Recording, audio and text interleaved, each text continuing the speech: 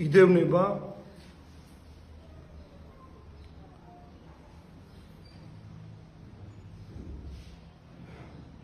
მართლმადიდებელი ეკლესიის სული, აი სული, რომელიც მოციქულებს ჰქონდათ. ისმის კითხვა, ვინ არიან მდევნელი ამ მართალის არწმუნოებისა.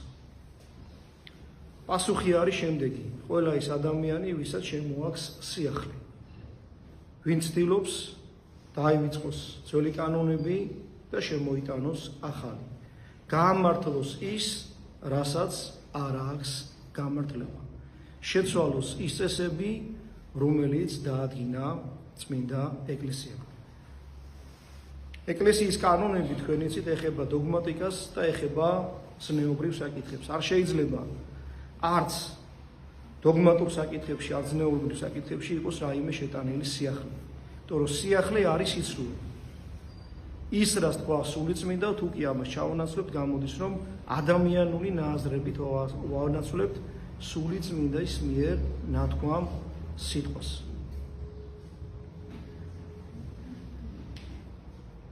ყველამ გაიგეთ ცოტა ხნის წინ ტელევიზორით ზარზეიმით გამცნეს, რომ საქართველოს ეკლესიის წმინდა სამების გუნდი გაემგზავრა ვატიკანში.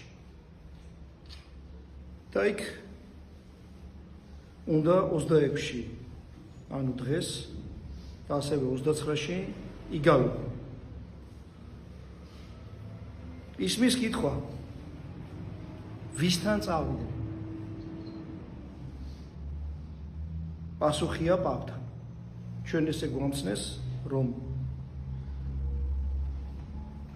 პატრიარქის მიწვევით წავიდნენ ეს ადამიანები ვატიკანში. ვინ არის პაპი? ესეთი კითხვა შეიძლება დაისვას. ამაზე პასუხობენ ეკლესიის მამები, რომ პაპი არის ერესიარქი, არის ყველა უბედურების მომტანი, რაც ხდება დასავლეთში. თქვენ იცით, პაპიზმის სახით ეკლესიას მოწყდა დასავლეთი, პაპიზმში შემდეგ აღმოსθენდა პროტესტანტიზმი,